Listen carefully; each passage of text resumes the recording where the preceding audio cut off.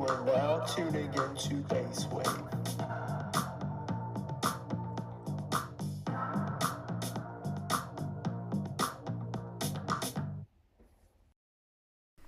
All right, hello everyone, and welcome to the first episode of the Hvv podcast. My name is Alex. I've been a player at the club for 6 years, and I'll be the host of today's episode. I'd like to give a special thanks to Pia, Victoria, and Philip from Base Wave International Studies for the collaboration. And a quick side note, we don't have an official name yet for the podcast. Thinking about keeping up with the factory. I might need a bit more inspiration, right, from my guests. And we have 3 beautiful guests today joining us. We have Britney. Hello. Leo. Hello. And Lev. Hi guys. And I have prepared a nice little schedule. And the first topic, it was a couple of weeks ago. There was this tournament that I'm really jealous of because I didn't even participate. I didn't even watch. I wasn't there, but I'd like to know more about the Help Out Hague Cup, and we have Leo and Lev that participated there. It's been 2 weeks ago. How was it? How do you feel now in the aftermath, right after the competition? I gotta say, filled with pride, like for real. It's maybe I'm gonna introduce myself like really quick because I was part of the organizers, so the whole evening was like just trying to comprehend what is happening, and in the aftermath having people that talked about it, having like seeing the stickers in uni on laptops or on like wherever. This actually makes me kind of proud and pretty happy that it worked out so well and that apparently so many people liked it. I have to agree. Although I wasn't part of the people who organized it, I was the referee, and I had a lot of fun. I have to say it was amazing. Like the whole atmosphere and everything surrounding it. It was really, really cool to be part of. It was also a very good referee. So yeah, thank you. Yeah. You're saying this because you got the results you expected. No. It was fair, but I did have people come up to me after the tournament and say, "I can't believe you didn't help us more." That's not the role of a referee. Yeah. but like from the exterior perspective, right? I discovered about it. It was still the derby of the century last year, and I was like, "What? How come they're doing this? Like, how they managed to do this?" I only saw after the match, and when I saw all the stands with the atmosphere, I was kind of jealous because I'm a IS alumni. So I was in IS during COVID, so we didn't have that, but it's really nice that you did that. And also, Britney, did you hear about the competition a little bit? To be honest, no. I think I saw the aftermath. Like I saw some stories from friends that studied it, and I was like, "What is this?" But like, no, I never hear about it. So we gotta work on our media coverage then. I think so. Yeah, clearly you gotta involve more teams for next year. You know, yeah. Big things are coming, probably. Yeah, I hope so. But also as a referee, I wanted to just say the atmosphere. There were so many people. And it really felt like a professional game, especially the final. And what I also really, really liked about the event is that there was no hate. You know, like usually as a referee, if I call something, there'll be people shouting at me with hate and like, "Oh, why did you call it? Why did you call it like that?" But this time it wasn't like this, you know, like no matter what I did, it was always like, it felt like the whole arena was there for football. It wasn't there for anything else but just to enjoy it and help their team win, you know. That's also what we have hoped for, because even though like obviously this event is about football, it's even more about just people coming together, being there together, and like focusing on the community instead of this is this course against this course, even though it's like course against course, but you know what I mean, getting them together. And so I think this also this can be seen on the stands, this can be seen on the pitch, that it's rather coming together. And tell us more also about like the benefits, right, from the organization. If I understand well, they were donated to a charity, right? Exactly. So we work together with Stichting Lotje. It's a local charity here in The Hague, and they help or support kids from rather non-privileged backgrounds, and we thought this was very cool. We don't have a donation sum yet, which is kind of unfortunate, but we still have to figure out the cost of everything. We do know there is quite a big sum. I can't say a number yet, but there will be posts about that. And on the one side, we have this as a benefit, so that the charity benefits, and then everyone else also kind of benefits from the memories, I hope. Nice. I had maybe a last question. Like, maybe do you have some advice to people that want to like organize an event like this? How do you make sure that there's like a really good atmosphere? Or do you have any advice to organize like a successful event, especially using sports, but not necessarily? Or So I would say I'm still a newbie. I don't know. Yeah, if that's newbie. even a newbie, yes. But what I can say is just start doing it.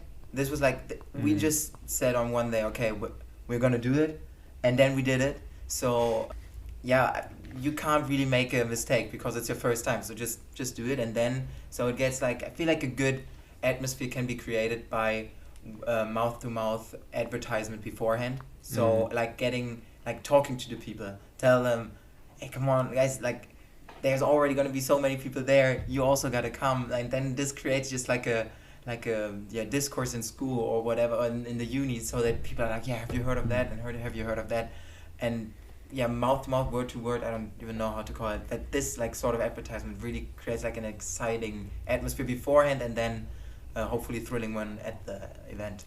Yeah, especially when you've got 4 different teams competing, and the people are so passionate about their course that some of them were only there for their team, and that was really cool. Nice. And if there was maybe like one moment that you like remember forever that happened during that tournament, what would it be? Like one particular moment? I kind of want to hear it from the ref at first. I want to hear it. Ooh, this is a tough question, but I genuinely feel like when the last penalty went in, you know, that everyone just jumped on the field and rushed on. It was really, really special, I think. Yeah, I like that as well. But what I remember as a very nice moment was when the 2 teams, IS and IRO, plus the ref, and everybody stood in front of behind the trophy in front of the stands, and everybody was just there. And I don't know, I looked into everybody's faces, and I was like, I couldn't stop smiling. Like when I talk about it, I can't stop smiling. So this was like a moment I think I won't forget. Really beautiful. And speaking about memorable moments, including football, I prepared a little clip of something. We're all about football, and there was the Hague Help Out Cup that happened, but there's also like a football factory sees some beautiful Sunday League football every week. And we managed to get a clip from last weekend, literally, and I'll show it real quick, and for our listeners on Spotify, I'll give a brief explanation, but I'll show it here.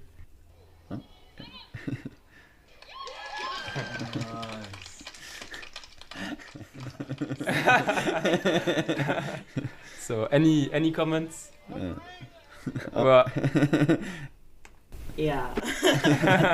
I wasn't expecting to see the video. Like I was waiting for the video to see the video, but now on Sunday we play against a team, and we won 4-1, and that was one of the goals, and I scored, like I chipped the ball. It's always been one of my dream goals, to be honest. I always wanted to do it, but never. Like also at training, I tried, but never happened. And I just like saw the goalie come into me, and I was like, what the fuck? What the fuck am I gonna do? Like, it's now or never now. Yeah. So I just try it, and I saw the ball going to the post, and I was like, no, please.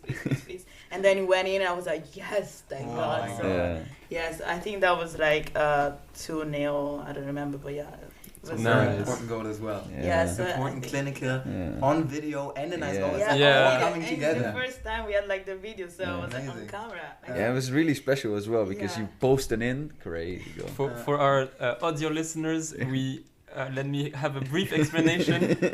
Everything came from a throw-in taken long, and then there was like a run, like an exchange. I think it was Hannah that was running, but Britney got the ball, and out of nowhere you're at a like a 1v1, but the angle is pretty difficult. Yeah. So you chipped the keeper basically. Yeah. No. Yeah, that was wow. Wow, that's it. Wow. I think the best goal of my career. And Oh, I didn't have no way. I don't have a lot of goals. I just say, Got- but like, It was caught in 4K. Yeah. Okay. Nice. So nice. Yeah, and I wanted to mention that this is the first time we have a camera at the club as well. I think this is just gonna take us to a new level because not only can we record every game that we have now, but we also can produce special moments like this. I mean, Brit said it was the best goal of her career, and now I'm even more happy that we got it on camera, you know? It's amazing. I need to take another look because I Yeah? couldn't perfectly see it. Okay. Because this, Yeah. ran through, and then I saw the ball. Just It happens very quickly. Yeah, it does, yeah. No, I actually quite a long time with the ball in the foot as well, but never lost the calmness to actually do it. Wow, crazy. Yeah. Nice. And huh? she went by the centre back as well, you know, took her out of the game completely. Yeah. I And- usually panic. Last year would have panicked in front of that, but this year was like, let's just do it. Yeah. Nice. Like, this is like how many years have you been playing for HVB already? This is my third year. Your third year. Yeah. Okay. And does it like represent a little bit how well the team VR1, the first women's team, is doing? Like, because from what I've been seeing, you had 2 games, you won 2, and each game you scored 4 goals. Things are going pretty well, right? Yeah. This year we're doing well. I think also because the league is different from last year. And also we have new people. Like from last year, we're just like 6 people from last year. So the new team is going well.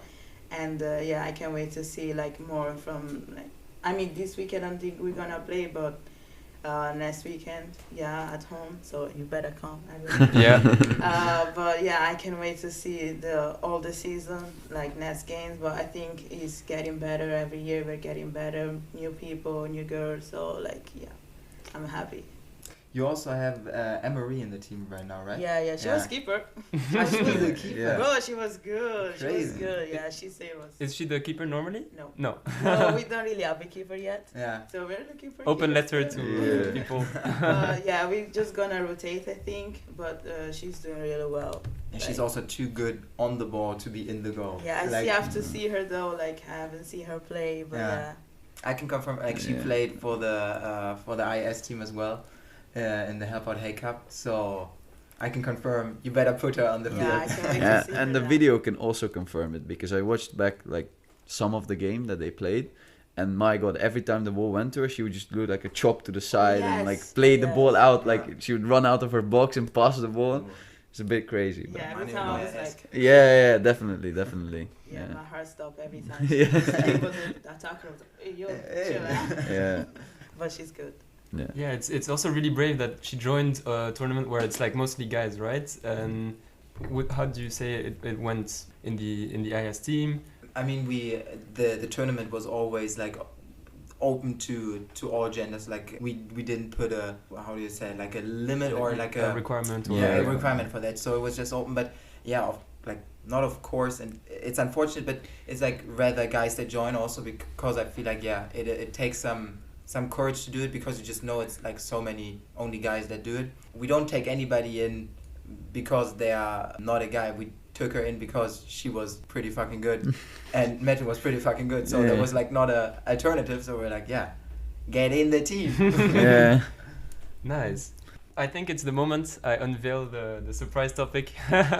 Ooh. I don't know, I was thinking about the podcast, what are we experts in, what can we talk about? So I wouldn't say we're experts, but we've been already talking a lot about it during the podcast indirectly, and with the cup and the league, but like competition, right? Competition is really like a big part of, well, sports, also of like our lives. And I have a opening question, like, would you say competition, is it always a good thing? I know you guys are big competitors.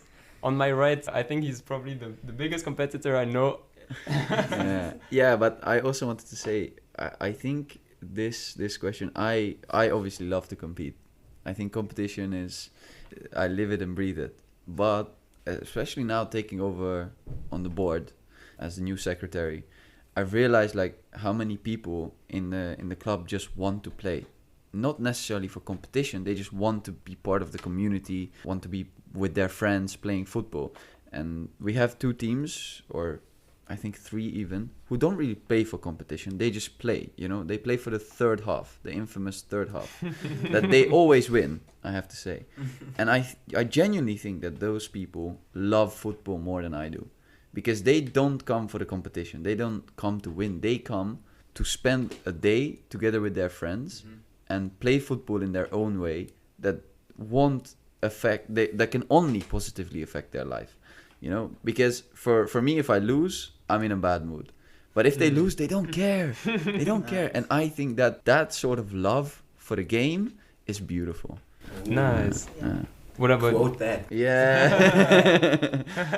what about you guys? Yeah, I agree. I'm also competitive as Mhm. fuck. Like in everything, not just football. Like you just put like a game or something, I'm competitive. If I lose, I'm gonna be mad the whole day. And football, I have a toxic relationship with football. I would say that. Like, I'm so competitive, even though I don't show it because my team is not like in our level. The first team should be competitive, but the girls are not really competitive. At least not everyone. I see that they're not very competitive. Shots fired. As in the mindset, right? Yeah. Like you're also playing to have fun. Yeah, of course. Yeah. And most of the girls are here just to have fun. Me too, huh? But still, I'm still really competitive. And if we lose, I'm mad. It's just gonna ruin my Sunday, to be honest. I don't really show it, but like I just go home and be like, damn, and I just replay all the mistakes I made. Oh my god. Especially last year, because last year was just a crazy league, to be honest. we weren't doing that good, but yeah, this year is different. Like now, the last 2 weeks, I just go home and I'm happy because we won, so I'm good. But yeah, I have a really toxic relationship with football, and yeah, also when my team, like my favorite team, lose like lately, they're doing so bad. So What is your favorite team? Fiorentina. Oh, okay. Yeah, okay, from Italy. And basically in the last 2 weeks, I won, like HVV won, okay? But then I go home, watch the game, they lose, and they just ruin my day. So playing in itself is not necessarily fun. Winning is fun. Yeah, winning is fun, but also no. I have fun when I play, to be honest. Like, but especially when I play good, even though we lose, but we play good, I'm happy about it. Yeah, I'm happy. But just like if I don't play well and then lose, then that just ruin my day. And you also said outside of football, like you're also really competitive. Yeah. For example. Like it's so recent. On Thursday we had like a pub crawl, and we had to like go to different bars and drink different drinks. Yeah, and basically did you win? Third half preparation.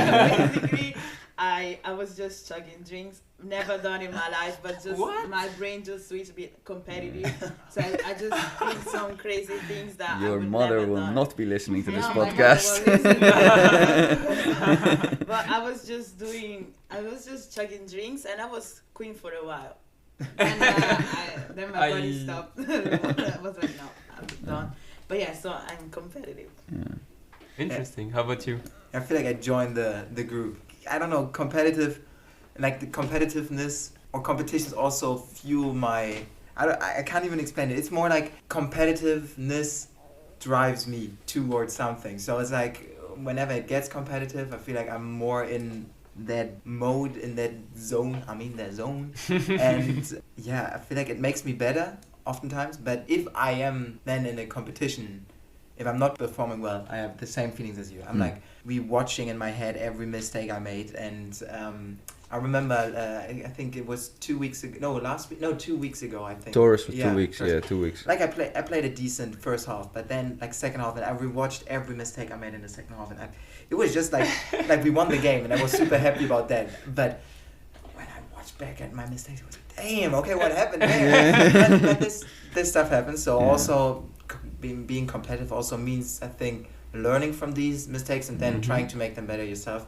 But I think what you said is really beautiful. Like, there's no need always to be competitive, and sometimes it limits me in having fun in what I'm doing. So sometimes taking a step back maybe and look at what you're like actually doing, just playing with friends, it helps also to enjoy the moment. So Yeah. I like to do that as well. And while I completely agree, I think for me football is an addiction. You know, I'm addicted. Like Yeah. I have training today and I cannot wait. Yeah, same. I want to be there already.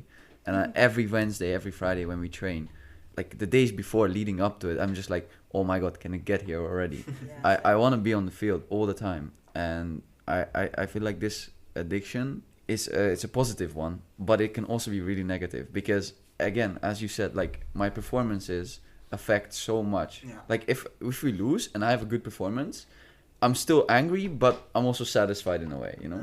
But I will always be angry if I lose. And this is also why I started recording my games with a GoPro, right? To see what I could have done better. Nice. Because I'm so addicted to like trying to get better every time. Is that I need to see and I need to know what I could have done better. But allow me to comment. I'm not Go for I'm not it. a therapist or anything, but I think what you were describing, like the addiction, is also the competition, right? And sometimes it's difficult to make, but there's maybe like a separation to make between like football for football, and then like winning in football, right? Okay, but then I would say that I'm addicted to football, for sure. Competition is just like a side to it, you know. For me, obviously, I like to compete, but I feel like if I didn't have to compete, it obviously wouldn't feel the same, but I would still play football, Totally. you know. And that's why I feel like my addiction is football, not so much as competition. Don't get me wrong. Competition is a big part of it. That's the hottest take I've heard. I expected some hot takes from you, but not you saying, at the end, you know, competition, it's just a game. Well, yeah, because if I had to football. choose between competition and football, it's always football. And maybe I have like maybe it's relatable. Do you sometimes know, like in summer pause, like during vacations, you don't have a ball and you sometimes wander through streets, like when I was 13 with my parents, like, and we were like visiting a random city. I imagined myself having a ball that I could juggle like in the street, and then I walked as if I would have a ball to juggle at the same time, because like I was missing football so bad throughout the summer holidays. Yeah. And I don't know if you've ever felt something, but this is like why I know I'm in love with football and not with the competition. Yeah. Like I just kick stones. Like if I see some, I just kick them. Summer break for me is crazy. Like I love summer, but no football. I'm like, damn. Yeah. Like there's no football. Like, I just wait for September, not because of uni or whatever. Just football. So I don't like the football. No, every situation, like in the summer especially, is like, how can I make this situation? How can I play football? You know, how can I play football here? Now, I've got no football around me, nothing. How can I play a ball game here? Yeah, and that's what's important. I completely agree with you guys, but also the summer break, for me, it's a moment where I'm like, oh, I can switch off. And I think sometimes switching off during the summer break, there's no league to think about, or like, I don't know, for the body, or like doing other activities that doesn't involve football. You know, there's also a lot more, right? Oh, football is king. But I could what I would like is like, okay, getting my head out of the competition. But getting my head out of football, that doesn't really make me feel more I agree. comfortable. I agree. That's like the thing. Like I'm fine with not playing those big games, but I wanna still. And I say that because once I get back and it's been 2 months and then Yeah. you're competing again, it feels so good. Yeah. That we're still October, but like the month of September is where the competition starts again, and I really love those moments. I know, because we met up before the competition started. Yeah. And you couldn't stop smiling. Every minute on the football field, you were like, oh my god, I'm so ready. I just really want to compete. And I love that. Yeah. Also, like being at the field, having one space for it. Also, like it's I'm also telling the, you, it's it's also an the start, addiction. It's also the start of uni, so it's like going back to your 80% of your life. And I know that after a long day of uni, going outside, kicking a ball in the cold, nothing beats it. Yeah, literally.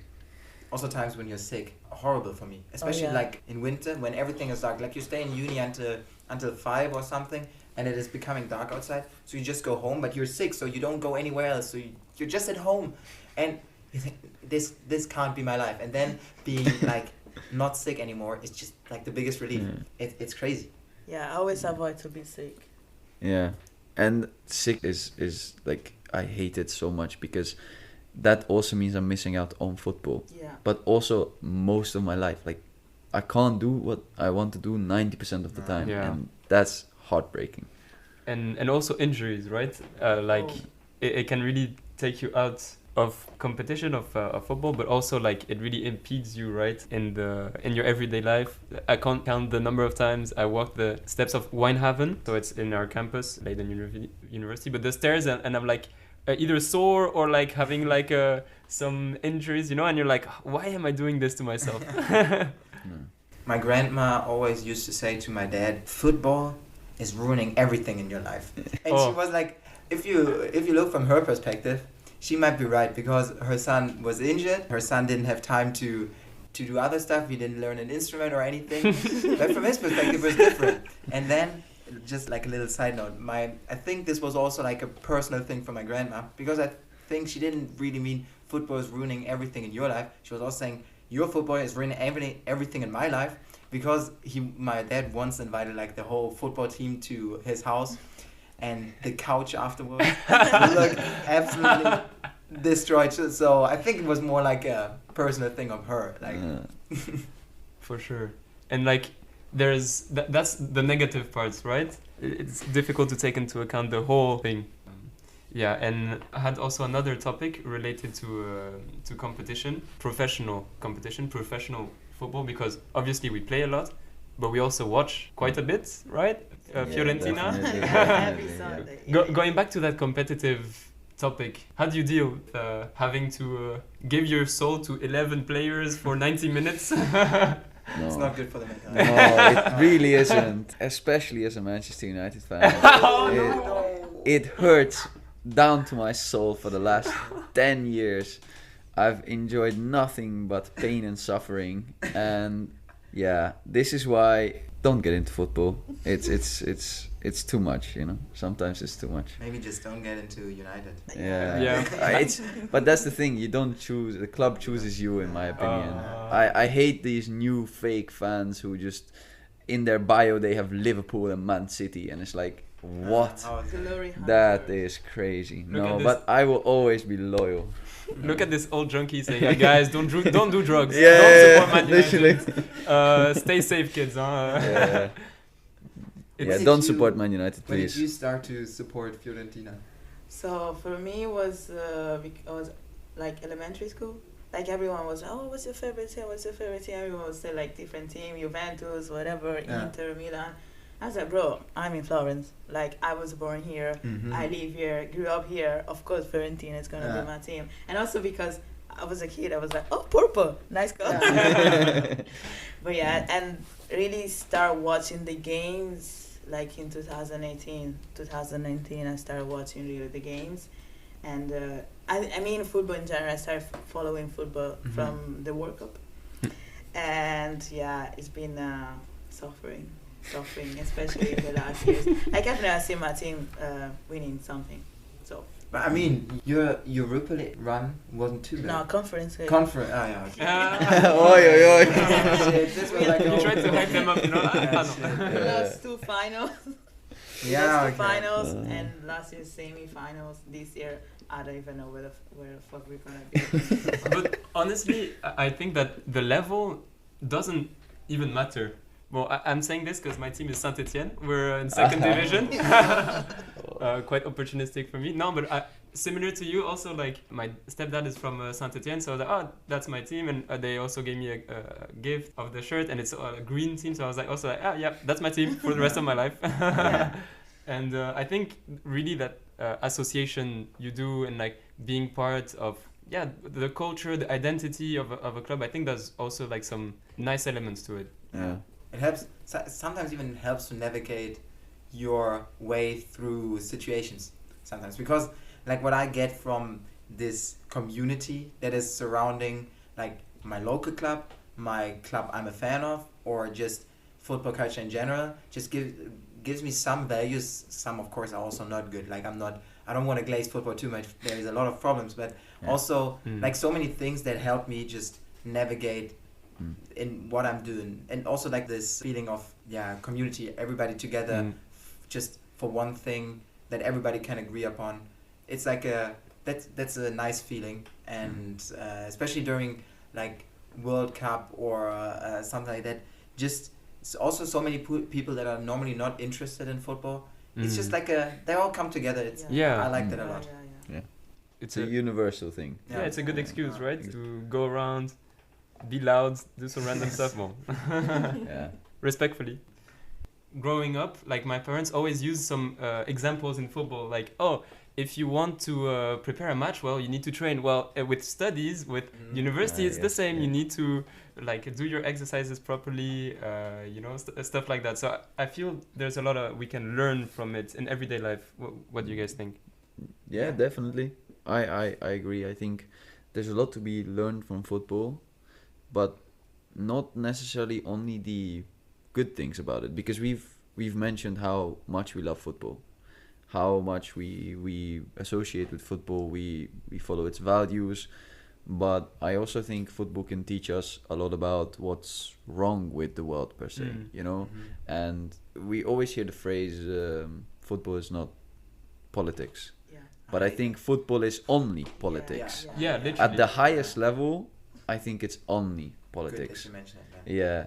I'm sick of all those comments like, oh, don't bring politics into football. Guys, like you It's just didn't understand football. Football is basically politics. That is. I was trying to close a little bit the podcast, but you guys mentioned a super interesting thing that I wrote down, and I have to say it now.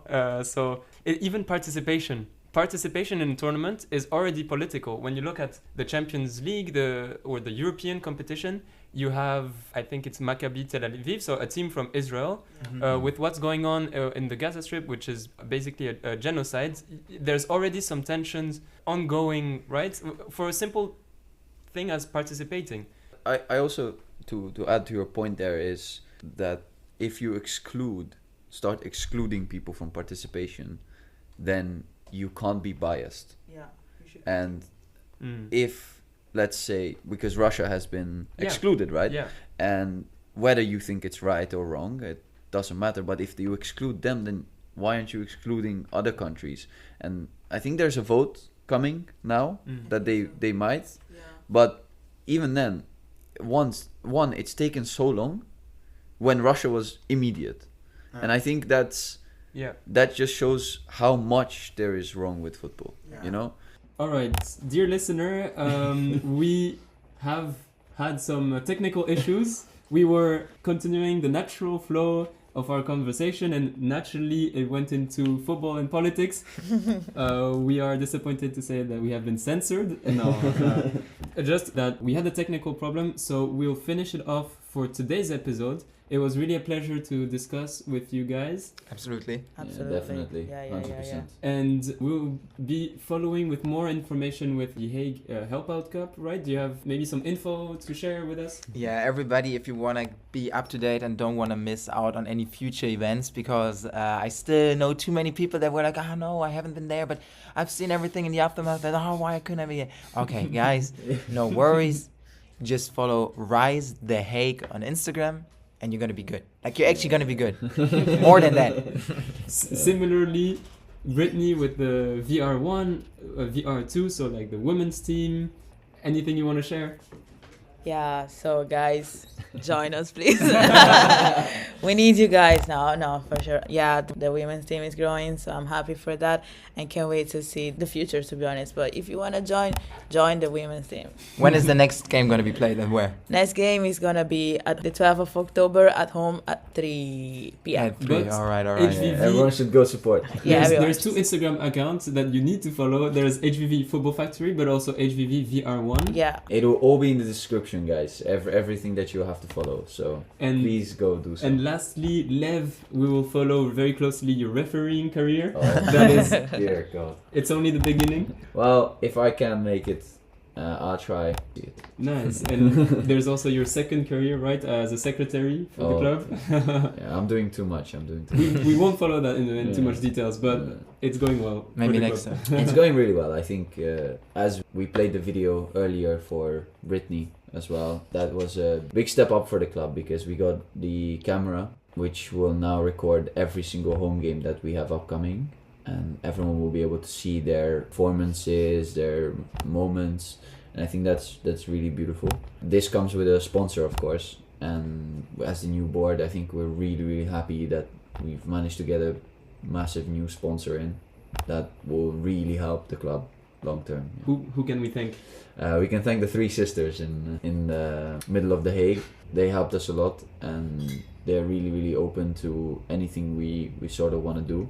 So please keep an eye on our socials, because we're definitely going to be making more events there. We're definitely looking into some darts competitions potentially in the future. So yeah, keep an eye out. Yeah, thank you very much. If you stayed with us until the absolute end of the podcast, big respect to you. And hopefully there'll be more episodes coming up. All right, thanks. And Thank I you would very just much. like to thank our host, Alex. Yeah. Thank you. Brilliant Thank job. you. Yay. Thank you guys for listening. Thank And you. See you. Bye bye. Bye bye.